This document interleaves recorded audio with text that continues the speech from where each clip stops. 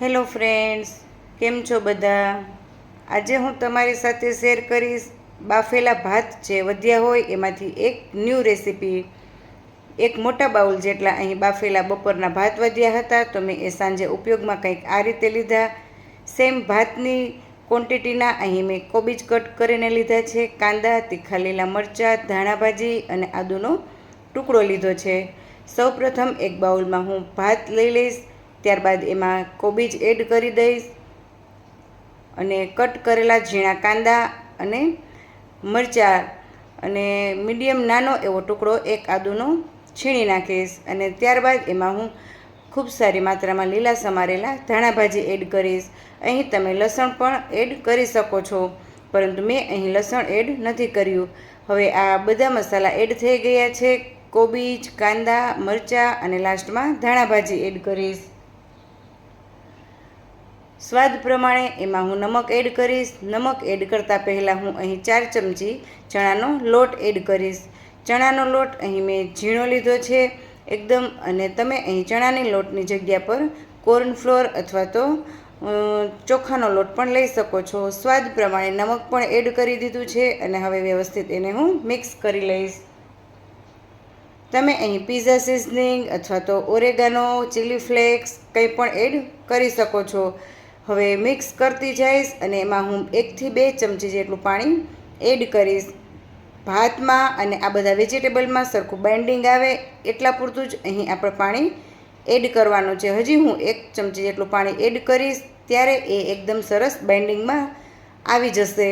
એકદમ લચકદાર નથી રાખવાનું, પરંતુ આ રીતે એને રોટલીની જેમ હળવા હાથે સરસ મિક્સ કરીને મસળી લેવાનું છે અને આ રીતે આવું મુઠ્ઠી વડે એવું બાઇન્ડિંગ રાખવાનું છે. તો હવે મેં અહીં તેલ પણ ગરમ કરી લીધું છે અને હવે હું એમાં મીડિયમ સાઇઝના, જેમ આપણે ફૂલવડી ઉતારીએ એ સાઇઝના વડા અહીં આ તળી લઈશ. તમને જે સાઇઝ ફાવે એ સાઇઝના તમે અહીં વડા બનાવી શકો છો, પરંતુ જો મીડિયમ સાઇઝના કરીએ તો એને આપણે વધારે ટાઈમ તેલમાં ન રહેવા દેવા પડે અને એ જલ્દી ક્રિસ્પી થઈ જાય, એટલે મેં અહીં મીડિયમ સાઇઝના કર્યા છે.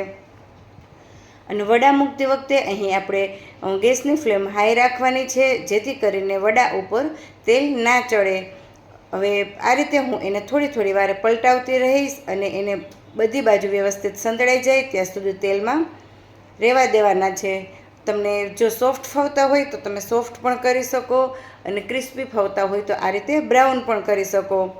તમને જેવા ફાવે એવા અહીં તમે આ પકોડાને તળી શકો છો. તો અહીં મારા આ એક ઘાણો તળાઈને તૈયાર થઈ ગયો છે. સેમ આ રીતે જ હવે હું બીજા વડા પણ તળી લઈશ. એક વખત આ રીતે તમે જરૂરથી ટ્રાય કરજો. નાનાથી લઈને મોટાને બધાને ભાવે એવા ટેસ્ટી અને ચટપટા બને છે.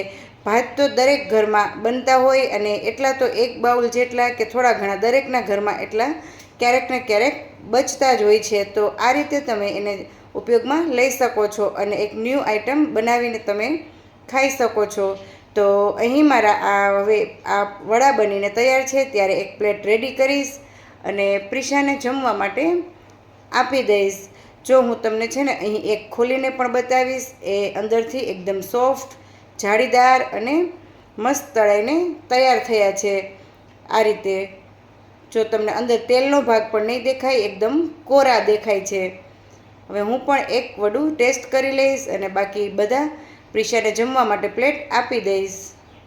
પ્રિશાને પણ હવે જોઈએ આ વડા કેવા લાગે છે. એને પણ ખૂબ જ ટેસ્ટી લાગ્યા હતા. એ પણ કહેતી હતી કે મમ્મા મસ્ત થયા છે. And thank you for watching. તમે પણ જરૂરથી ટ્રાય કરજો. બાય.